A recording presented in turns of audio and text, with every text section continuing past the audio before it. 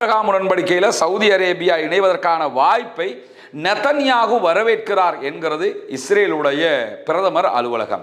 இந்த ஒப்பந்தம்ங்கிறது சவுதி அரேபியாவுக்கு 3 விதமான நன்மைகளை கொடுக்கிறது. ஒன்று, சவுதி நினைத்தால் ஆயுத தரத்திற்கு அணு ஆயுதத்தை உற்பத்தி செய்வதற்கான யுரேனியத்தை செறிவூட்ட முடியும். ஏற்கனவே நான் சொன்ன மாதிரி அந்த 10 வருஷ கால இடைவெளிக்கு பிறகு செய்ய முடியும். ஆனால் புதிய பிரதமராக வந்திருக்கக்கூடிய ஆண்டி பர்ஹாம் பொறுத்தவரையில் அவர் ஈரானுக்கு எதிரான தாக்குதல்களுக்கு தங்களுடைய நாட்டின் தளங்களை அமெரிக்கா பயன்படுத்த முடியும் என்று அறிவித்திருக்கிறார். இதனை இன்றைக்கு ஈரான் மிக கடுமையாக கண்டித்திருக்கிறது. ஈரானை அச்சுறுத்த அல்லது ஈரானை தாக்குவதற்காக ஈராக்கினுடைய தளங்களை பயன்படுத்துவதை நாங்கள் ஒருபோதும் அனுமதிக்க மாட்டோம் என்கிற ஒரு செய்தியையும் இன்றைக்கு ஈராக்கினுடைய பிரதமர் நேரடியாகவே ஈரானுடைய அதிபரிடத்தில் சொல்லியிருக்கக்கூடிய செய்திகளுக்கு மத்தியில் அன்பிற்கினிய சகோதர சகோதரிகளே, நம் அனைவர் மீதும் ஏக இறைவனுடைய அமைதியும் கருணையும் உண்டாகட்டுமாக என்கிற உயரிய பிரார்த்தனைகளோடு மத்திய கிழக்கிலே ஈரானுக்கும் அமெரிக்காவுக்கும் இடையிலான சண்டை ஒருபுறம் உச்சம் தொட்டு கொண்டிருக்க, இன்றைக்கு 2 நாட்களாக மேலதிகமாக பரபரப்பான செய்தியாக மாறியிருக்கக்கூடிய ஒன்றுதான் சவுதி அரேபியா அணு உலைகளை கட்டுவதற்கான ஒப்பந்தத்திலே அமெரிக்காவோடு கைச்சாத்திட்டு இருக்கிறது. சவுதி அரேபியாவினுடைய ஃபாரின் மினிஸ்டரும் அதே நேரத்தில் அமெரிக்காவினுடைய அமைச்சர்களுக்கும் இடையில இந்த ஒப்பந்தம் முதல் கட்டமாக கையெழுத்திடப்பட்டிருக்கிறது. இதற்கான அனுமதியை அமெரிக்க அதிபர் டொனால்ட் ட்ரம்ப் வழங்கி இருக்கிறார் என்கிற செய்திகள் எல்லாம் பரபரப்பாக பேசப்படக்கூடிய நேரத்தில் அந்த ஒப்பந்தத்திலே என்ன இருக்கிறது என்பதை நம்ம ஒரு தனி வீடியோவாக ரஸ்மின் டாக்ஸ் என்கிற நம்முடைய சேனலில் போட்டிருக்கிறோம். பார்க்காதவர்கள் அதை பார்த்து கொள்கிற போது அந்த ஒப்பந்தத்தில் என்னவெல்லாம் இருக்கிறது என்பது விலாவாரியாக அதிலே பேசப்பட்டிருக்கிறது. இந்த நிலையில தான் இன்றைக்கு இந்த ஒப்பந்தம் தொடர்பாக சர்வதேச அளவில் பேசுபொருளாக இது மாறியதோட வழமை போன்று அமெரிக்க அதிபர் டொனால்ட் ட்ரம்ப் தன்னுடைய சில கருத்துக்களை தன்னுடைய சோசியல் ட்ரூத் பக்கத்திலே சொல்லி இருக்கிறார். அவர் தெரிவித்திருக்கக்கூடிய கருத்துக்கள்ல மிக முக்கியமான ஒரு கருத்து என்னன்னு கேட்டா, சவுதி அரேபியா ஆபிரகாம் ஒப்பந்தத்தில் இணைவதை பொறுத்துத்தான் அவர்களுடைய நாட்டுக்குள் இந்த அணு உலை அமைப்பது தொடர்பான அணுசக்தி ஒப்பந்தம் அமையும் என்று ட்ரம்ப் சொல்லி இருக்கிறார். இது உண்மையா பொய்யா என்பதை பார்ப்பதற்கு முன்பதாக இந்த ஆபிரகாம் ஒப்பந்தம்னா என்னன்னு கேட்டா, இஸ்ரேலை தனி நாடாக அங்கீகரிப்பது. ஆல்ரெடி மத்திய கிழக்கில் இருக்கக்கூடிய நாடுகள்ல UAE இஸ்ரேலை தனி நாடாக அங்கீகரிச்சிருக்கிறாங்க. அதே மாதிரி பஹ்ரைன் தனி நாடாக அங்கீகரித்திருக்கிறது. இதற்கு முன்பதாகவே ஈஜிப்டு, அதே போன்று டர்க்கி ஆகிய நாடுகள் எல்லாம் தனிநாடாக அங்கீகரிச்சிருக்கிறாங்க. அமெரிக்க அதிபர் டொனால்ட் ட்ரம்பினுடைய இந்த ஆபிரகாம் ஒப்பந்தத்திற்கு பிறகு தனிநாடாக அங்கீகரித்தவைகள் தான் UAE, பஹ்ரைன், மொரோக்கோ ஆகிய நாடுகள்.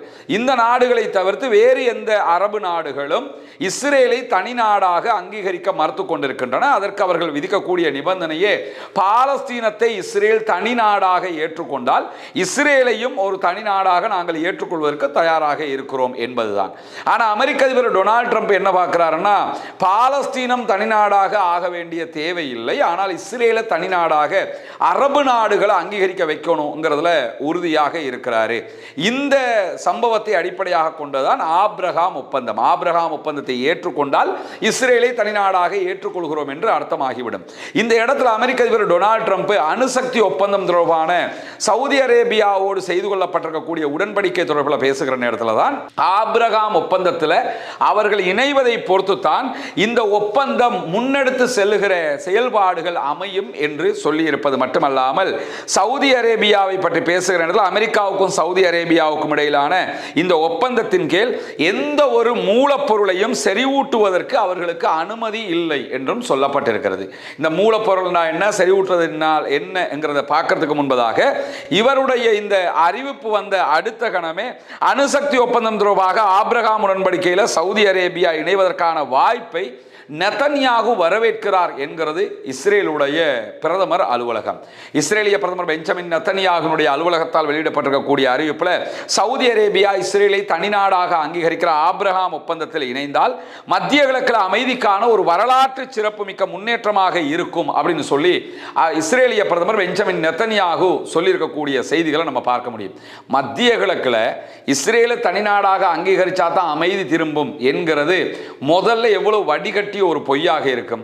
மத்திய கிழக்கில் எல்லா பிரச்சனையும் உண்டாக்குறதே இந்த அயோக்கிய நாடுகள் தான். அப்படி இருக்கும்போது எப்படி அவர்களை தனிநாடாக அங்கீகரித்தால் மட்டும் அமைதி திரும்பிவிடும் என்று அவர்கள் சொல்ல முடியும் என்கிற கேள்விகள் எழுகிற நேரத்தில் தான் ட்ரம்பினுடைய இந்த கருத்துக்களுக்கு பகிரங்கமாக இதுவரைக்கும் ரியாத் எந்த பதிலையும் சொல்லவில்லை. சவுதி அரேபியா எந்த ரிப்ளையையும் இதுக்கு சொல்லலை. ஆனால் போடப்பட்டிருக்கக்கூடிய ஒப்பந்தத்தின் பிரகாரம் பதில் சொல்லலைன்னா கூட எந்த பிரச்சனையும் இல்லை. சவுதி அரேபியாவுடைய தெளிவான ஸ்டாண்டு என்னன்னு சொன்னா, இஸ்ரேலை தனிநாடாக அங்கீகரிப்பதாக இருந்தால் அதற்கு முன்பதாக இஸ்ரேல் பாலஸ்தீனத்தை தனிநாடு என்று அறிவித்து அவர்களுடைய உரிமைகளை கொடுத்து விட வேண்டும். அப்படி கொடுத்துட்டாங்கன்னு சொன்னா தான் நாங்க இஸ்ரேலை அங்கீகரிப்போம் என்கிற தெளிவான நிலைப்பாட்டில் இருக்கக்கூடிய சூழல்ல அந்த நிலைப்பாட்டை சவுதி எந்த இடத்திலும் மாற்றியதாக அறிவிக்காத போது அந்த நிலைப்பாட்டுக்கு மாற்றமாக சவுதி இருக்கிறாங்க, மாறிட்டாங்க என்கிற கருத்துக்களுக்கு யாரும் போக முடியாதுன்னா சவுதியினுடைய ஸ்டாண்டு வந்து தெளிவாக இருக்கிறது என்பதை நம்ம புரிந்து கொள்ள முடிகிறது. இதே நேரத்தில் அணுசக்தி ஒப்பந்தத்தில் என்ன இருக்குது என்பதை நம்ம தெரிஞ்சுக்கிறோம். தனி வீடியோவாக போட்டிருக்கிறோம், அதில் நீங்கள் முழுமையான தகவல் பார்த்து கொள்ள முடியும். முதல்ல ஒன்று புரிஞ்சுக்கிறேங்க, இந்த அணுசக்தி ஒப்பந்தத்துக்கு சவுதி அரேபியாவுக்கு ஏன் அமெரிக்க அதிபர் டொனால்ட் ட்ரம்ப் அனுமதி கொடுக்கிறார் என்கிற ஒரு கேள்வியும், அதே போன்று கொடுக்கப்பட்ட அனுமதி உலகத்தில் மற்ற நாடுகளுக்கு எல்லாம் அமெரிக்கா என்ன அனுமதியை கொடுத்ததோ அதை விட பல வித்தியாசங்களை கொண்ட ஒரு அனுமதியாக இருக்கிறது. ஏன் இவ்வளவு விட்டு கொடுப்புகளோடு இந்த அனுமதி கொடுக்கப்படுதுன்னா முதல் காரணம் என்னன்னு கேட்டா, சவுதி அரேபியாவோடு செய்து கொள்ளப்படுகிற இந்த ஒப்பந்தத்தின் பின்னணியில் இருக்கக்கூடியவர் டொனால்ட் ட்ரம்பினுடைய மருமகன் ஜார்ஜ் குஷ்னர். இந்த ஜார்ஜ் குஷ்னருக்கு சொந்தமான, ஜார்ஜ் குஷ்னருக்கு ரொம்ப ரொம்ப நெருக்கமான கம்பெனிகள் தான் இந்த செயல்பாட்டை, கன்ஸ்ட்ரக்ஷன் செயல்பாடுகளை எதிர்காலத்திலே முன்னெடுக்க இருக்கின்றன. எனவே என்னுடைய மருமகனுக்காக சவுதி என்ன சொன்னாலும் கேட்டுக்கிட்டு தலையாட்டுகிற இடத்தில் அமெரிக்க அதிபர் டொனால்ட் ட்ரம்ப் இருக்கிறாரு. அது சர்வதேச மட்டத்தில் நிறைய சர்ச்சை கேள்விகளை உருவாக்கி விட்டதோட இல்ல ஆபிரகாம் உடன்படிக்கை ஏற்றுக்கொண்டால் தான் நாங்கள் சம்மதிப்போம் என்கிற பொய்யான தற்போதைய சமாளிப்பு பதில்களை சொல்லுகிறார். உண்மையிலேயே அவர் என்ன கருத்துக்களை சொல்லி இருந்தாலும் அவருடைய சோசியல் ட்ரூத் பக்கத்தில் ஆபிரகாம் ஒப்பந்தத்தில் இணையணும், இல்லைன்னா இந்த ஒப்பந்தம் செல்லுபடி ஆகாது என்கிற விதமாக சொல்லி இருக்கிறார். ஆனால் சவுதி அரேபியா தன்னுடைய சொந்த அணு எரிபொருளை உற்பத்தி செய்வதோ அல்லது செறிவூட்டுவதோ அனுமதிக்கப்படாது என்றும் அவர் அதிலே சொல்லி இருக்கிறார். இந்த செய்திகள் எல்லாம் ஒப்பந்தத்தில் இருக்குதான்னு பார்த்தீங்கன்னா ஒப்பந்தத்தில் இது எதுவுமே கிடையாது. இரு நாடுகளின் எரிசக்தி செயலாளர்களுக்கு இடையில கையெழுத்திடப்பட்டிருக்கக்கூடிய இந்த ஒப்பந்தத்தில் சவுதி அரேபியா தனது சொந்த அணுபொருளை உற்பத்தி செய்ய அனுமதிக்கப்படும் என்று மிக தெளிவாக சொல்லப்பட்டிருக்கிறது. இதே மாதிரி ஒரு அணு ஒப்பந்தம் யுஏஇயோட இருக்குது, ஈஜிப்டோட இருக்குது, கத்தரோட இருக்குது, இப்படி அரபு நாடுகளோட எல்லாம் இருக்குது. ஆனால் அந்த ஒப்பந்தத்தில் இல்லாத மிக 3 விஷயங்கள் இதிலே இருக்கிறது. என்னன்னு கேட்டா, சவுதி அரேபியா யுரேனியத்தை செறிவூட்டுவதற்கு அனுமதி இருக்கிறதா? அனுமதி இருக்கிறது. எப்படி அது அனுமதிக்கப்படும் என்று சொன்னா, சவுதி அரேபியாவினுடைய நாட்டுக்குள்ள செய்யப்படக்கூடிய இந்த அணு உலைகள் எல்லாவற்றையுமே பிளாக் பாக்ஸ் என்கிற பெயர்ல அமெரிக்கா தான் கண்காணித்து வரும். அமெரிக்காவினுடைய கண்காணிப்பு தேவையில்லை, இனி நாங்களே செய்ய போறோம்னு சவுதி முடிவெடுக்கமாக இருந்தால் அமெரிக்கா ஒதுங்கிக் கொள்ளும். அமெரிக்கா ஒதுங்கிக் கொண்டு 10 ஆண்டுகள் வரைக்கும் சவுதி யுரேனியத்தை செறிவூட்டக்கூடாது. அதற்கு பிறகு சவுதி விரும்பினால் யுரேனியத்தை செறிவூட்ட முடியும். அதை அமெரிக்காவால் தடுக்கவும் முடியாது என்று ரொம்ப தெளிவாக இந்த ஒப்பந்தம் போடப்பட்டிருக்கிறது. எனவே யுரேனியத்தை செறிவூட்ட முடியாது, அது அல்லது புளுட்டோனியத்தை திரும்ப அவங்க மீள் சுழற்சி பண்ண முடியாது என்றெல்லாம் டொனால்ட் ட்ரம்ப் சொல்லுகிற செய்திகள் பொய்யான செய்திகள். ஒப்பந்தத்தில் அதற்கு அனுமதி கொடுக்கப்பட்டிருக்கிறது. இது ஃபர்ஸ்ட் விஷயம். இரண்டாவதாக, ஆயுத தரத்தை எட்டுவதற்கு இந்த செறிவூட்டல் அனுமதிக்கப்படாது என்பது குறிப்பிடப்பட்டிருக்கிறது. அதை பற்றி டொனால்ட் ட்ரம்ப் எங்கேயுமே பேசல, அது ஒப்பந்தத்தில் இருக்கத்தான் செய்து. அடுத்த விஷயம் என்னன்னா, இஸ்ரேலை தனிநாடாக அங்கீகரிக்கிற ஆபிரகாம் ஒப்பந்தத்திற்கு சவுதி அரேபியா ஒப்புக்கொண்டால் மட்டுமே இது சாத்தியமாகும் என்று ட்ரம்ப் தற்போது சோசியல் ட்ரூத் பக்கத்தில் சொல்றாரு. ஆனா ஒப்பந்தத்தை பொறுத்தவரையில இது தொடர்பாக அசல் ஒப்பந்தத்தில் எந்த ஒரு குறிப்பும் கிடையாது அப்படின்னு சொல்லி மிக தெளிவாக இன்றைக்கு அல் ஜசீராவினுடைய ஆய்வு தொகுப்பை நம்ம பார்க்க முடியும். ஏற்கனவே நம்ம தனி வீடியோ பேசுகிற நேரத்தில் கூட அந்த ஒப்பந்தத்தினுடைய பகுதிகளில் இது இல்லை என்று சொல்லி நியூயார்க் டைம்ஸ், அதே போன்று வால் ஸ்ட்ரீட் ஜேர்னலுடைய தகவல்களை கொண்டு அந்த வீடியோவில் நம்மளும் சொல்லி இருக்கிறோம். எனவே ஒப்பந்தத்தில் இப்படியான ஒரு செய்தி இல்லை. இந்த ஒப்பந்தத்தை பொறுத்தவரை 1, 2, 3 எக்ரிமெண்ட் என்று தான் இந்த எக்ரிமெண்ட் அழைக்கப்படுகிறது தவிர ஆப்ரஹாம் எக்ரிமெண்ட்டுக்கும் இதற்கும் எந்த சம்பந்தமும் இல்லை. ஆனால் ஐக்கிய அரபு அமீரகம் UAE உள்ளிட்ட 50க்கும் மேற்பட்ட நாடுகளோட அமெரிக்கா இப்படியான ஒப்பந்தங்களை செய்திருக்கிறது. இந்த அணு செறிவூட்டல், யுரேனியத்தை செறிவூட்டாம தங்களுடைய நாட்டுக்கு தேவையான சிவில் பயன்பாடுகளுக்கு, மின்சாரத்திற்கு, அது மாதிரி அணுவை உற்பத்தி செய்கிற ஒப்பந்தங்கள்ல ஆல்ரெடி அவங்க கையெழுத்திட்டு இருக்கிறாங்க.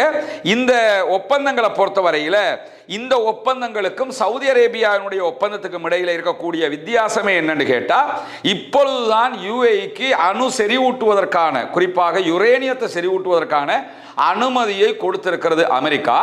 ஆனாலும் அந்த செறிவூட்டல் முறைகளை கண்காணிப்பதற்கு சர்வதேச அணுத்தடுப்பு முகமைக்கு அனுமதி இருக்கிறது. ஆனால் சவுதி அரேபியாவை பொறுத்தவரையில் செறிவூட்டுவதற்கும் அனுமதி இருக்கிறது. எப்படி செறிவூட்டுகிறார்கள் என்பதை கண்காணிப்பதற்கு அமெரிக்காவும் சவுதி அரேபியாவும் நியமிக்கிற ஒரு குழுவால் தான் முடியுமே தவிர சர்வதேச அணுத்தடுப்பு முகமையால் கண்காணிக்க முடியாது என்பது மிக தெளிவாக இருக்கக்கூடிய ஒன்றாக நம்ம பார்க்க முடியும். எனவேதான் இந்த ஒப்பந்தம்ங்கிறது சவுதி அரேபியாவுக்கு 3 விதமான நன்மைகளை கொடுக்கிறது. ஒன்று, சவுதி நினைத்தால் ஆயுத தரத்திற்கு அணு ஆயுதத்தை உற்பத்தி செய்வதற்கான யுரேனியத்தை செறிவூட்ட முடியும். ஏற்கனவே நான் சொன்ன மாதிரி அந்த 10 வருஷ கால இடைவெளிக்கு பிறகு செய்ய முடியும். இரண்டாவதாக, ஆப்ரஹாம் ஒப்பந்தத்திற்கும் இந்த ஒப்பந்தத்திற்கும் எந்த சம்பந்தமும் கிடையாது. பாலஸ்தீனத்தை தனிநாடாக அங்கீகரித்தா மட்டும்தான் சவுதி அரேபியா இஸ்ரேலை தனிநாடாக அங்கீகரிப்போம்ங்கிறதுல மிக தெளிவாக இருக்கிறார்கள். மூன்றாவதாக, சர்வதேச அணுசக்தி தடுப்பு மையத்தினால் சவுதி அரேபியாவில் எந்த விதமான ஆய்வுகளையும் மேற்கொள்ள முடியாது என்பதையும் சவுதி அரேபியா சொல்லி இருக்கிறது. இதை தாண்டி சவுதி அரேபியா அணு ஆயுதத்தை தயாரிக்குமா அப்படின்னு சொன்னீங்கன்னா, சவுதிக்கு அது தேவையா சொல்லி யோசிச்சிங்கன்னா, மிக தெளிவாக சவுதி அரேபியா அணு ஆயுதத்தை தேடும், அணு ஆயுதத்தை உற்பத்தி செய்வதற்கு முயலும் என்பதை பல தடவைகளில் சவுதி அரேபியாவினுடைய பட்டத்து இளவரசர் MBS முகமது பின் சல்மான் சொல்லி இருக்கிறார். 2018ஆம் ஆண்டு அவர் மிக தெளிவாக சொன்ன ஒரு செய்தி என்னன்னு கேட்டால், ஈரான் அணு ஆயுதம் தயாரித்தால் கண்டிப்பாக சவுதியும் தயாரிக்கும் அப்படின்னு சொல்லியிருக்கிறாரு. சவுதியை பொறுத்தவரையில் ஈரான் அணு ஆயுதம் தயாரிக்கணும், அப்படி தயாரித்தா தான் அவங்களுக்கு தயாரிச்சிடலாம், அதுதான் பாதுகாப்பு. அதனால சவுதி ஈரானோட முட்டி மோதாமல் இருக்கிறதுக்கான காரணமும் தான். எப்படியோ நீ கண்டுபிடிச்சிரு, எப்படியோ நீ செஞ்சு முடிச்சிரு, அப்போ நாங்கள் ஏதோ ஒரு வழியில் அதை பயன்படுத்திக்கிட்டு அவங்ககிட்ட இருக்கு, எனவே எங்களுக்கு அது த்ரெட்னு சொல்லிட்டு நாங்கள் செஞ்சிருவோம். அதுக்காகத்தான் அவங்க அந்த வழியையே பார்த்துக்கிட்டு இருக்கிறாங்க. அதே நேரத்தில் 2015 அவர் ஊடகங்களுக்கு அளித்த பேட்டிகளில், எனக்கு அணு ஆயுதம் வேணும்னா என்னுடைய சகோதர நாடு பாகிஸ்தானிலிருந்து காசு கொடுத்து கூட வாங்கிக்கிறவேன் அப்படின்னு சொல்லி அவர் சொல்லியிருந்தார். எனவே அணு ஆயுதத்தை அவர்கள் எடுப்பார்கள், எடுக்கிற தேவைக்கு வந்து விட்டார்கள் என்கிற இடத்தை நம்ம புரிந்து கொள்ள முடியும். அடுத்ததாக, அமெரிக்கா ஈரானுக்கு எதிரான தாக்குதல்களுக்காக பிரிட்டிஷினுடைய படைப்பிரிவுகளை அல்லது பிரிட்டிஷினுடைய இராணுவ தளங்களை பயன்படுத்தக்கூடாது என்று சொல்லி பிரிட்டிஷினுடைய முன்னாள் பிரதமர் டேமர் மிக தெளிவான ஒரு தடையை விதித்திருந்தார். அவர் இஸ்ரேலுக்கு காசா வார்ல ஆரம்பத்தில் இஸ்ரேலுக்கு சப்போர்ட்டிவாக இருந்தாலும் பிற்பட்ட நாட்களில் ஈரான் விவகாரத்தில் எங்களுடைய எந்த தளத்தை நீங்கள் பயன்படுத்தக்கூடாது அப்படின்ட்டாரு. டியாகோ கார்ஷியாவை மட்டும் பயன்படுத்துவதற்கு அனுமதிச்சிருந்தார். ஆனால் புதிய பிரதமராக வந்திருக்கக்கூடிய ஆண்டி பர்ஹாமை பொறுத்தவரையில் அவர் ஈரானுக்கு எதிரான தாக்குதல்களுக்கு தங்களுடைய நாட்டின் தளங்களை அமெரிக்கா பயன்படுத்த முடியும் என்று அறிவித்திருக்கிறார். இதனை இன்றைக்கு ஈரான் மிக கடுமையாக கண்டித்திருக்கிறது. ஈரானுக்குள்ள 1953ஆம் ஆண்டு ஆட்சி கவிழ்ப்பு உட்பட ஈரானுக்கு எதிரான இங்கிலாந்தினுடைய பல கடந்த கால மோசடி சூழ்ச்சிகளை எல்லாம் பட்டியலிட்டிருக்கக்கூடிய ஈரான், எங்களுடைய இறையாண்மையை பாதுகாப்பதில் மிக உறுதியாக இருப்போம் என்று சொல்லி இருக்கிறார்கள். எனவே எங்கள் நாட்டை தாக்குவதற்கு யாரெல்லாம் முயற்சிக்கிறார்களோ, அதற்கு அனுமதிக்கிறார்களோ, இடம் கொடுக்கிறார்களோ அவர்களையும் நாங்கள் தாக்குவோம் என்று சொல்லி இருக்கிறார்கள். இது சாத்தியப்படுமான்னு பார்த்தீங்கன்னா நிச்சயமாக சாத்தியப்படும். ஈரான் பிரிட்டிஷினுடைய இராணுவ தளங்களை தாக்கலாம், பிரிட்டிஷுக்கு உள்ளதான் தாக்கணும்ன்றதில்ல. பிரிட்டிஷில் இராணுவ தளங்கள் மிடில் ஈஸ்டுக்குள்ளே இருக்கக்கூடிய தளங்களை தாக்கி பிரிட்டிஷுக்கு அவங்க பதிலடி கொடுக்கலாம். செங்கடல்லையும் ஹொர்முஸ்லையும் பிரிட்டிஷினுடைய கப்பல்களை தாக்கி அவர்கள் பதிலடி கொடுக்கலாம். இதையெல்லாம் தாண்டி டியாகோ கார்சியா மேல 4000 கிலோமீட்டரை தாண்டி ஆல்ரெடி ஈரான் வார்ல தாக்குதல் நடத்தி இருக்கிறாங்க. ஈரான் இடத்துல 4000 கிலோமீட்டரை தாண்டி தாக்குகிற ஏவுகணைகள் இருக்கிறது என்பதை நிரூபித்த ஒரு தாக்குதலாக அந்த தாக்குதல் அமைந்திருந்தது. எனவே ஈரான் டியாகோ கார்சியாவுக்கு அட்டாக் பண்ணாங்கன்னு, அந்த தீவை அட்டாக் பண்ணினாலும் அவங்க பிரிட்டிஷை அட்டாக் பண்றாங்கன்னு அர்த்தமாகிரும். இது அப்படியே மாறி பார்த்தீங்கன்னு சொன்னா ஈரான்ல இருந்து டியாகோ கார்சியா என்கிற 4000 கிலோமீட்டரை ஈரான்ல இருந்து வெஸ்ட் நாடுகள் அப்படின்னு சொல்லி பார்த்தீங்கன்னா கண்டிப்பாக ஈரான்ல இருந்து பிரிட்டிஷுக்குள்ளேயே ஏவுகணை தாக்குதல் நடத்துகிற அளவுக்கு ஈரானுக்கு பலம் இருக்கிறது. எனவே ஈரான் பிரிட்டிஷை நாங்கள் தாக்குவோம் என்பதை இன்றைக்கு வெளிப்படையாக சொல்லியிருக்கக்கூடிய செய்திகளும் வெளியாகி இருக்கிற அதே நேரத்தில் ஈரான் மீதான அமெரிக்க இஸ்ரேலிய யுத்தம் என்பது உடனடியாக பேச்சுவார்த்தை மூலமாக தீர்க்கப்படாவிட்டால் அனைவரையும் தோல்வி அடைய செய்யும் என்கிற செய்திகளை இன்றைக்கு துனிசியாவுக்கான அமெரிக்காவினுடைய முன்னாள் தூதுவராக செயல்பட்ட ஜோயி ஹூட் வெளியிட்டிருக்கக்கூடிய அதிர்ச்சிகரமான செய்திகளை நம்ம பார்க்க முடியும். ஏன்னா துனிசியாவுக்கான அமெரிக்காவினுடைய முன்னாள் தூதுவர் இவர். அமெரிக்காவினுடைய முன்னாள் தூதுவர்கள் கூட அமெரிக்காவுக்கு எதிராக இப்படி பேச மாட்டாங்க. ஆனால் இன்னைக்கு அவர் வெளிப்படையாகவே பேசியிருக்கிறாரு. இந்த யுத்தத்தை முடிவுக்கு கொண்டு வரணும், ஈரானோட அமெரிக்காவோட பேசி இந்த சண்டையை நிறுத்தலன்னு சொன்னா ஈரான் அமெரிக்காவை மட்டுமல்ல எல்லா நாடுகளையும் தோற்கடித்து விடும். ஈரான் மீதான அமெரிக்க இஸ்ரேலிய யுத்தம் என்பது மிகப்பெரிய தோல்வியாக இதுவரைக்கும் முடிவுற்றிருக்கிறது என்று சொல்லி தோல்வியை ஒப்புக்கொண்டு பேசியிருக்கிறார் துனிசியாவுக்கான முன்னாள் அமெரிக்காவினுடைய தூதுவர். அதை தாண்டி ஈரான் மீதான இஸ்ரேலுடைய தாக்குதல்ல ட்ரம்ப் சேர்ந்ததே மிகப்பெரிய பிழைங்கிறார். ட்ரம்ப் இந்த யுத்தத்துக்கு போயிருக்கவே கூடாது. அண்டை நாடுகள் உட்பட தெஹ்ரானுடைய பதிலடி நடவடிக்கைகள் எதிர்மறையான நிலைமைகளை ஏற்படுத்துவதாக நிரூபிக்கப்பட்டிருக்கிறது என்கிற செய்திகளையும் இன்றைக்கு துனிசியாவுக்கான அமெரிக்காவின் முன்னாள் தூதுவர் சொல்லுகிறார். அதே நேரத்தில் வளைகுடா அரபு நாடுகளோட எந்த பேச்சுவார்த்தையும் நடத்தாம ஈரானுடைய பதிலடி எப்படி இருக்கும் என்பதை பற்றி எந்த விதமான ஆய்வுகளையும் நடத்தாம இஸ்ரேலில் பேச்சை கேட்டு இஸ்ரேலோட சேர்ந்து ஈரானோட இந்த யுத்தத்துக்கு போனதினூடாக ட்ரம்ப் மிகப்பெரிய பிழையை செய்து விட்டார் என்று ஒரு மிகப்பெரிய ராஜதந்திரி அமெரிக்காவுக்கு எதிராக பேசியிருக்கக்கூடிய செய்திகள் இன்றைக்கு வெளியாகி இருக்கிற அதே நேரம் இன்றைக்கு மேலதிகமாக வெளியாகி இருக்கக்கூடிய இன்னும் ஒரு முக்கியமான செய்தி என்னன்னா 30% குறைவானவர்கள் மட்டும்தான் அமெரிக்காவிலே ஈரான் மீதான அமெரிக்க தாக்குதலை ஆதரிக்கிறார்கள் என்கிற செய்தி. நேற்று தான் அமெரிக்க அதிபர் டொனால்ட் ட்ரம்ப் என்ன சொன்னாருன்னா, அமெரிக்காவில் பெட்ரோல் விலை கூடுதுங்கிற கவலைகள் மக்களுக்கு இருந்தாலும் ஈரானை அட்டிக்கணுங்கிறதுல உறுதியாக இருக்காங்க. நிறைய அப்படி கருத்து கணிப்புகள் வெளியாகி இருக்குன்னு சொன்னார். அப்படி எந்த கருத்து கணிப்புமே வெளியாகலை. ஆனால் இன்றைக்கு வெளியாகி இருக்கக்கூடிய கருத்து கணிப்பு பிரகாரமும் 30% குறைவான மக்கள் மட்டும்தான் ஈரான் மேலே அமெரிக்கா நடத்துகிற யுத்தம் தேவைதாங்கிறாங்களே தவிர 70% மேற்பட்டவர்கள் மிக தெளிவாக இந்த யுத்தம் நிறுத்தப்பட வேண்டும் என்பதைத்தான் சொல்லிக் கொண்டிருக்கிறார்கள். எனவே இது அமெரிக்க அதிபர் டொனால்ட் ட்ரம்ப் தேர்தல் பிரச்சாரம் பண்ணும்போது நாங்கள் வெளிநாடுகளில் தலையிட மாட்டோம், ஆல்ரெடி ஒபாமா நிர்வாகம் அல்லது ஜோ பைடனுடைய நிர்வாகம் எல்லாம் செஞ்சது தவறு என்றெல்லாம் சொல்லிவிட்டு தான் அவர் தேர்தலுக்கே வந்தார். அவருடைய வாக்குறுதிகளுக்கு மாற்றமாகவே தற்போது அவர் இந்த யுத்தத்தில் ஈடுபட்டிருக்கிறதுனால அமெரிக்கர்கள் அவரை வெறுக்க ஆரம்பித்திருக்கிறார்கள். தேர்தல்களில் அது வாக்காக அமெரிக்க அதிபருக்கு எதிரான வாக்குகளாக மாறும் என்கிற செய்திகளும் வெளியாகி வரக்கூடிய சூழல்ல தான் இன்றைய நாள் தெஹ்ரான்ல ஈரானுடைய தலைநகர்ல ஈரானுடைய அதிபர் மசூத் பெசக்ஷியனை ஈராக்கினுடைய பிரதமர் அலி அல் ஜெய்தி அவர்கள் நேரடியாக சந்தித்திருக்கிறார். அலி அல் ஜெய்தி தன்னுடைய அமைச்சரவை குழுவோடு சென்று ஈரானுடைய அதிபரோடு பேச்சுவார்த்தை நடத்தி இருக்கிறார்.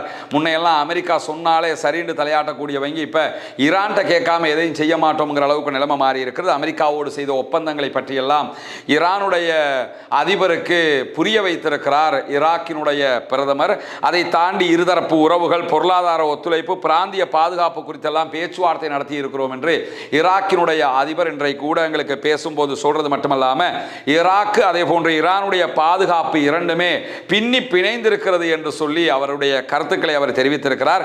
ISIS பயங்கரவாத குழுக்களுக்கு எதிராக ஈரான் தந்த ஒத்துழைப்புகளுக்கு நன்றி தெரிவித்திருப்பது மட்டுமல்லாமல் ஈரானை அச்சுறுத்த அல்லது ஈரானை தாக்குவதற்காக ஈராக்கினுடைய தளங்களை பயன்படுத்துவதை நாங்கள் ஒருபோதும் அனுமதிக்க மாட்டோம் என்கிற ஒரு செய்தியையும் இன்றைக்கு ஈராக்கினுடைய பிரதமர் நேரடியாகவே ஈரானுடைய அதிபரிடத்தில் சொல்லியிருக்கக்கூடிய செய்திகளுக்கு மத்தியில் புனிதமிக்க மஸ்ஜிதுல் அக்ஸாவுக்குள்ள இன்றைக்கு யூதர்கள் 4200க்கும் மேற்பட்டவர்கள் நுழைந்து மஸ்ஜிதுல் அக்ஸாவின் புனிதத்தை கெடுத்திருக்கிறார்கள் என்கிற செய்திகளை பாலஸ்தீனுடைய வஃபா நியூஸ் ஏஜென்சி வெளியிட்டிருப்பதை நம்ம பார்க்க முடியும். யூதர்களுடைய திஷா பி ஆவ் என்கிற ஒரு பண்டிகை, அந்த பண்டிகையை கொண்டாடுவதற்காகத்தான் இஸ்லாமியர்களுடைய 3வது புனித தலமாக இருக்கக்கூடிய புனித மஸ்ஜிதுல் அக்ஸாவுக்குள் 4200க்கும் மேற்பட்டவர்கள் நுழைந்து அக்ஸாவினுடைய கண்ணியத்தையும் மகத்துவத்தையும் கெடுத்திருக்கிறார்கள் என்கிற செய்திகளுக்கு மத்தியில் இன்றைக்கு ஈரானுக்கும் ஈராக்குக்கும் இடையில் இருக்கக்கூடிய எல்லை கடவை மீது அமெரிக்கா தாக்குதல்களை நடத்தி இருந்தது. அதற்கு பதிலடியாக ஈரான், ஜோர்டான், குவைத் மீதெல்லாம் தாக்குதல்களை நடத்துகிற அதே தொடர்ல இன்றைய நாளில் ட்ரோன் தாக்குதல் ஒன்றை நடத்தி இருக்கிறார்கள். அப்தாலி எல்லை கடவை வழியாக கடக்கக்கூடிய இடத்தின் மீது தாக்குதல் நடத்தப்பட்டிருக்கு. அப்தலி என்பது குவைத்தினுடைய ஜொஹரா என்கிற மாகாண பகுதிகளில் இருக்கக்கூடிய ஈராக்கையும் குவைத்தையும் இணைக்கக்கூடிய ஒரு கடவை. அந்த கடவை பகுதிகள் மீது தான் இன்றைக்கு ஈரானுடைய ஆளில்லா விமான தாக்குதல்கள் நடத்தப்பட்டிருக்கிறது.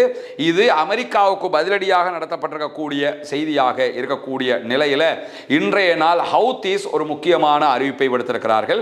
தொடர்ந்து சவுதி அரேபியா ஹூத்திகள் மீதான, யமன் மீதான முற்றுகையை விதிக்குமாக இருந்தால், ஹூத்திகள் மீது தாக்குதல்களை நடத்துமாக இருந்தால் சவுதி அரேபியாவின் அரம்கோ எண்ணெய் நிறுவனத்தின் மீது தாக்குதல் நடத்துவோம் என்று அறிவித்திருக்கிறார்கள். 2015 அவங்க அப்படி ஒரு தாக்குதல் நடத்தி உடனடியாக சவுதி அரேபியா ஹூத்திகளோட பேச்சுவார்த்தை நடத்தி சமாதானத்துக்கு போனதே அதனால தான். அதே மாதிரி இப்பொழுது அரம்கோ மேல தாக்குதல் நடத்துவோம் என்று எச்சரித்திருக்கக்கூடிய ஹூத்திகள் இன்றைய நாளில் சவுதி அரேபியாவினுடைய 2 கப்பல்கள் மேலே தாக்குதல்களை காலையில் நடத்தியிருந்தார்கள். இன்றைக்கு பின்னேரங்களில் நம்ம இன்றைக்கு வெளியிட்ட வீடியோவில் சொல்லியிருந்தோம், இன்னும் 2 கப்பல்கள் போய்கொண்டிருக்கு. அந்த கப்பல்கள் சீனாவுக்கு சொந்தமான கப்பல்கள். அந்த கப்பல்கள் மீதும் இன்றைக்கு தாக்குதல்களை நடத்தி இருக்கிறார்கள் ஹூத்திகள் என்கிற செய்திகள் வெளியாகி இருக்கிறது. அதில் ஒரு கப்பல் மேலே இன்றைக்கு ஆளில்லா விமான தாக்குதல்களும், மற்றொரு கப்பல் மேலே குரூஸ் ஏவுகணை தாக்குதல்களும் இன்றைக்கு நடத்தப்பட்டிருக்கிறது. எனவே எந்த கப்பல்களும் எங்களுடைய அனுமதி இல்லாமல் ரெட் சீயை கடக்கக்கூடாது என்கிற நிலையில் இன்றைக்கு மாத்திரம் 10 கப்பல்கள் யூட்டேன் அடித்து அப்படியே சுயேஸ் கால்வாய் வழியாக நம்பிக்கை முனையை தாண்டி ஆப்பிரிக்காவை சுற்றி மற்ற நாடுகளுக்கு போகிற அளவுக்கு பயணத்தை மாற்றிக் கொண்டிருக்கிறார்கள் என்கிற செய்திகளும் வெளியாகி இருக்கிறது. எனவே கப்பல்கள் ஹூத்திகளுடைய எச்சரிக்கையை மீறி பயணிப்பதற்கு அஞ்சு கொண்டிருக்கிறார்கள். அப்படி மீறி போனால் எந்த நாட்டு கப்பல்களாக இருந்தாலும் ஹூத்திஸ் தாக்குதல் நடத்துகிறார்கள். எனவே இப்பொழுது பாபல் மந்தபும் மூடப்பட்டிருக்கிற, ரெட் சி கடலும் மூடப்பட்டிருக்கிறது. அதே போன்று ஆல்ரெடி ஹொர்முஸும் மூடப்பட்டிருக்கிறது. உலக நாடுகள் அத்தனையும் மிகப்பெரிய திண்டாட்டத்தில் இருக்கக்கூடிய நிலையில் இதற்கெல்லாம் காரணமாக இருப்பது அமெரிக்கா இஸ்ரேலுடைய பொய்யை நம்பி ஈரான் மீதான தாக்குதல்களை தொடுத்ததுதான். எனவே ஈரான் தன்னுடைய வல்லமையை மீண்டும் மீண்டும் அரபு தேசங்களுக்கு மட்டுமல்ல சர்வதேசத்துக்குமே காட்டிக் கொண்டிருக்கிறது என்கிற செய்திகளைத்தான் இன்றைக்கு நாம் புரிந்து கொள்ள வேண்டியிருக்கிறது. வரக்கூடிய உண்மை செய்திகளை உடனுக்குடன் உங்களோடு பகிர்ந்து கொள்வதற்கு தயாராக இருக்கிறோம். அல்ஹம்துலில்லாஹி ரப்பில் ஆலமீன். நன்றி உறவுகளே, இது போன்ற வீடியோகளை பார்வையிட சுந்தூஸ் முகமது இம்தியாஸ் என்ற யூடியூப் சேனலை சப்ஸ்கிரைப் செய்யும்.